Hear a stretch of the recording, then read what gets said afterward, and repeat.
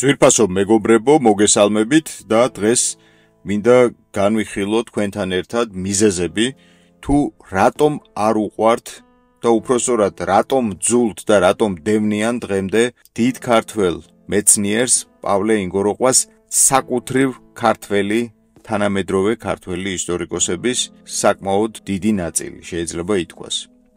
ეს ამის მიზეზები რომ გამოვიკვლიოთ, ჩვენ უნდა დავიწყოთ ცოტა შორიდან.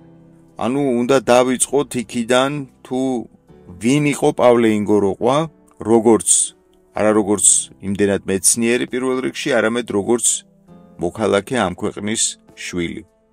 მე შეგახსენებთ, ვინც არიცით და მე მგონია რომ თითქმის ყველა მიცის ეს ამბავი, რომ პავლე ინგოროყვა იყო იმ ცნობილი 4-ხეულის წევრი, ეს გახლავთ კონსტანტინე გამსახურდია, ვახუშტი კოტეტიშვილი, ალექსანდრე აბაშელი და პავლე ინგოროყვა, რომლებმაც 1924 წელს აჯანყების სისხლიანი ჩახშობის გამო პროტესტის ნიშნად შავი ჩოხები შეიკერეს და დემონსტრაციულად დადიოდნენ თბილისის ქუჩებში ამ ჩოხებით. ანუ ეს იყო ადამიანი, რომელიც თავიდანვე მყარად იდგა ქართულ პატრიოტულ პლატფორმაზე და შესაბამისად მის მიმართ დიდი იყო დევნა და შევიწროება როგორც ბოლშევიკების, ასევე გვიანდელი კომუნისტების დროსაც. ეს ძალიან ღრმა და დიდი დიაპაზონის მქონე მეცნიერი ისე გარდაიცვალა, რომ მას აკადემიკოსის ტიტული არ ღირსებია. საშუალო არითმეტიკული საბჭოთა აკადემიკოსი ჩვენ გვყავდა ძალიან ბევრი და ამ პირობებში პავლე ინგოროყვა დატოვეს ამ საპატიო ხარისხის გარეშე. ეს ფაქტია და ეს ფაქტი ძალიან ბევრ რამეს ნიშნავს.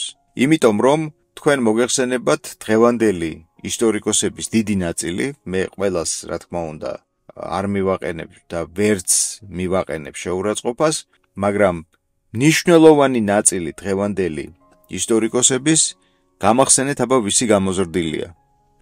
გამოზრდილია საბჭოთა წითელი ინტელიგენციის, საბჭოთა წითელი ისტორიკოსების, რომლებიც კრემლის უშუალო დაკვეთებს ასრულებდნენ და ამ დაკვეთების შესაბამისად ცვლიდნენ და აყალბებდნენ და ამახინჯებდნენ საქართველოს ისტორიას.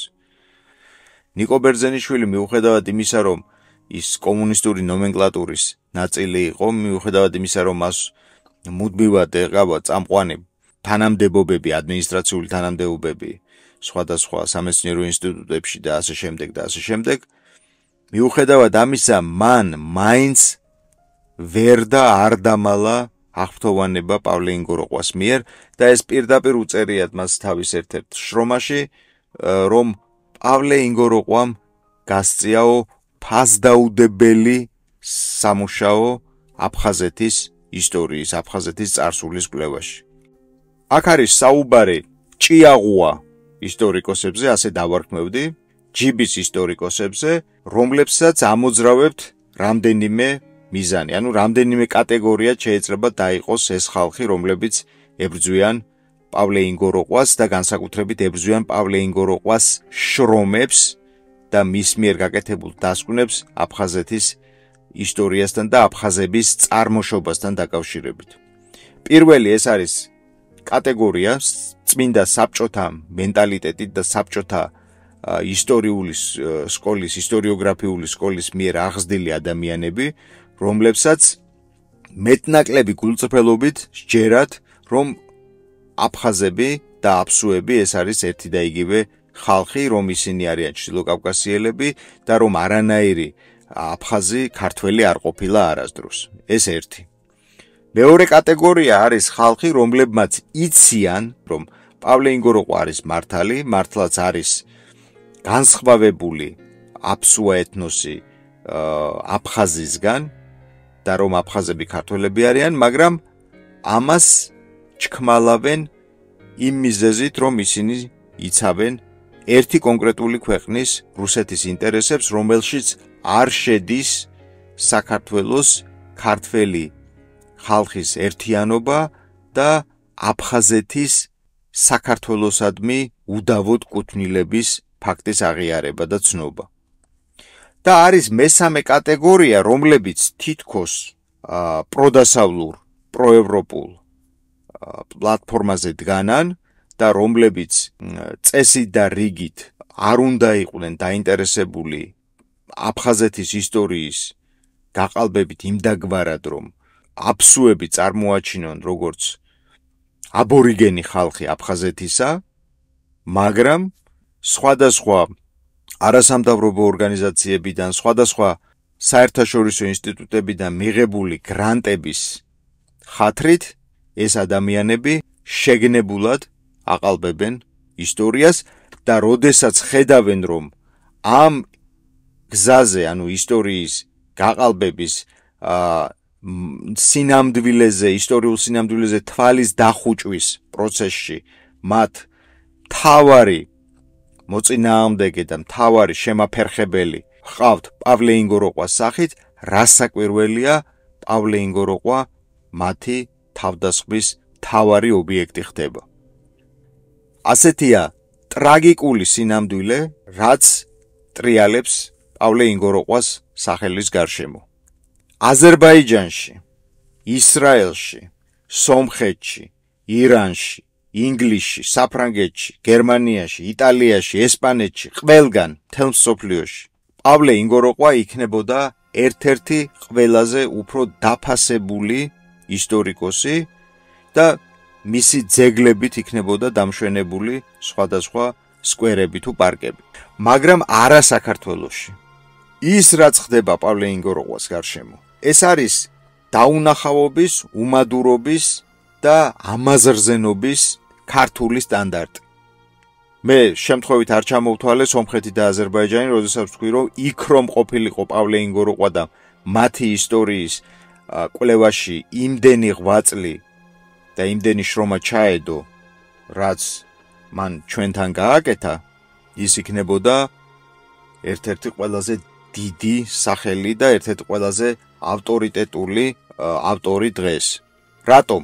იმიტომ რომ თქვენ ვერ ნახავთ სომეხ ისტორიკოს, რომელიც იტყვის, რომ ყარაბაღი აზერბაიჯანის ტერიტორია და აზერბაიჯანელებს ეკუთვნის. თქვენ ვერ ნახავთ ვერცერთ აზერბაიჯანელ ისტორიკოს, რომელიც პირიქით იტყვის, რომ ყარაბაღი ეს სომხური მიწაა და ისტორიულად სომხებს ეკუთვნოდათ. თქვენ ვერ ნახავთ ვერცერთ ებრაელ ისტორიკოს, რომელიც იტყვის, რომ პალესტინელი არაბები ისრაელის აბორიგენი მოსახლეობაა და ის მიწები, რაც დღეს მათ აქვთ, დაკავებული მათ ეკუთვნით. და ასე შემდეგ და ასე შემდეგ. მაგრამ რამდენადაც გასაოცრად არ უნდა ჟღერდეს და პარადოქსულად, თქვენ გაგიჭირდებათ ქართველი ისტორიკოსის პოვნა, რომელიც იტყვის, რომ პავლე ინგოროყვა იყო მართალი თავის კვლევებში და რომ აფხაზები, ისტორიული აფხაზები, ეს არის ნამდვილად ეთნიკურად ქართველური ტომი და რომ აფხაზეთი შესაბამისად არის აფხაზების, ანუ დასავლეთ ქართველების მიწა და რომ აფსუები ამ შემთხვევაში არაფერ შუაში არიან, ვინაიდან ისინი არის სხვა ეთნოსი, რომელიც მე-16 საუკუნემდე პრაქტიკულად მუდმივად ბინადრობდა ჩრდილოეთ კავკასიის დასავლეთ ნაწილში. აი ასეთი ისტორიკოსები, რომლებიც აი ამ სიმართლეს იტყვიან და პავლე ინგოროყვას ღიად მხარს დაუჭერენ, საქართველოში არიან ცოტანი და ეს არის ჩვენი ეროვნული ტრაგედია. მე მეცაც გეტყვით, არც ერთ ქართველ და უცხოელ ისტორიკოს ისე ღრმად და ისე საფუძვლიანად არ შეუსწავლია აფხაზეთის ისტორია, ზოგადად ჩრდილო-დასავლეთ საქართველოს ისტორია, როგორც პავლე ინგოროყვას. თავისი ტოპონიმიკით, გეოგრაფიის შესწავლით, აფხაზეთის გეოგრაფიის და ჩრდილო-დასავლეთ საქართველოს გეოგრაფიის შესწავლით, იქ მცხოვრები უძველესი ტომების შესწავლით და ამ ტომთა წარმოშობის შესწავლით და ასე შემდეგ და ასე შემდეგ. აი მაგალითად ძალიან საინტერესოა, რატომ არ არის აღიარებული და ფართოდ გავრცელებული პავლე ინგოროყვას მიერ გამოკვლეული და დადგენილი ფაქტი აფხაზთა ტომის წარმოშობის შესახებ, რომ სამი ქართველური სუბეთნოსის, მესხების, ლაზმეგრელებისა და სვანების შერევის შედეგად არის წარმოქმნილი აფხაზთა ტომი. რატომ არ კეთდება ეს? რატომ არ ვიცით ამის შესახებ ფართო საზოგადოებამ? იმიტომ რომ საქართველოს ყავდა და დღემდე ყავს მავნებელი ისტორიკოსები.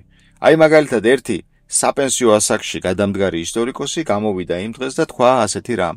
მართალიაო, პავლე ინგოროყვა დიდი მეცნიერი იყო, მაგრამ ისო აფხაზეთის კვლევის დროს რაღა ტოპონიმიკას და რაღაც აი ამ დაგვარ რაღაცეებს ეყნობაო და ენობრივ რაღაცეებს იკვლევს. აი წარმოიდგინეთ ახლა ისტორიკოსი რო ქვია და რო ამბობს ტოპონიმიკაზე, გეოგრაფიულ სახელწოდებებზე, ენაზე, ენის კვლევაზე, რო ამბობს, რომ ეს რაღაც ისე მეორე ხარისხოვანი. აი რა უნდა ელაპარაკო ასეთ ადამიანს. და თქვენ თუ შეგიმჩნევიათ, არ ვიცი, მაგრამ ეს არის შესავალი ფრაზა, რომელიც დამახასიათებელია ყველა ასეთი ისტორიკოსისთვის. ისინი ასე იწყებენ ხოლმე პავლეზე ლაპარაკს. პავლე ინგოროყვა დიდი მეცნიერი იყო, მაგრამ და მერე მოდის პავლეს ლანძღვაგინება. რატო აკეთებენ ამას? იმიტომ რომ იმას ვერ ახერხებენ, რომ პავლეზე თქვან, რომ ის არარაობაა. ამის თქმის უფლება უბრალოდ არ აქვთ, ვერ ამბობენ ამას. და ამიტომ იწყებენ ესეთი შესავლით, რომ პავლე დიდი მეცნიერი იყო. ვითომ აქებენ, ვითომ აღიარებენ, სინამდვილეში მიწაში მარხავენ. მაგრამ პავლე ინგოროყვა მიწაში ვერ დაიმარხება და პავლე ინგოროყვას იდეები, მისი კვლევები, მისი აზრი და მისი პოზიცია აფხაზეთის ისტორიასთან დაკავშირებით მიწაში ვერაფრით ვერ დაიმარხება იმ მარტივი მიზეზის გამო, რომ ის კაცი ამბობდა სიმართლეს, რა თქმა უნდა, მას ექნებოდა პატარ-პატარა ცდომილებები, მაგრამ ეს საერთო სურათს არ ვერ ცვლის და არ ცვლის და შესაბამისად პავლე ინგოროყვა არის ადამიანი, რომელიც იყო განწყობილი აფსუების მიმართ არა შოვინისტურად და ეთნოცენტრისტულად და ზიზღით და ასე შემდეგ, არამედ მისი მთავარი ინტერესი, როდესაც ის იკვლევდა აფხაზეთის ისტორიას, იყო ობიექტური სიმართლის დადგენა, იმ სიმართლის, რომლის დადგენაც არ სურდა მოსკოვს. და თუ რატომ არ სურდა მოსკოვს, ამის პასუხი ჩვენ მივიღეთ 1992-93 წლებში. ასე რომ მეგობრებო, არ დაიჯეროთ არავის ნათქვამი, რომელიც პავლე ინგოროყვაზე აფხაზეთის ისტორიასთან მიმართებაში აუგს იტყვის. დღეს მე ამით გემშვიდობებით და ძალიან მაინტერესებს თქვენი აზრი პავლე ინგოროყვასთან და მის აფხაზეთის ისტორიის კვლევებთან დაკავშირებით. თუ გექნებათ საწინააღმდეგო აზრი, არც ეს არ არის პრობლემა, მაგრამ ტრადიციულად ჩვენ ვიცავთ ზრდილობის ეტიკეტს და შესაბამისად უზდელური და უხამსი კომენტარების გარდა ყველას მივესალმები და ვიწვევ ამ დისკუსიაში. დიდი მადლობა ყურადღებისთვის, შევხვდებით შემდეგ გადაცემაში.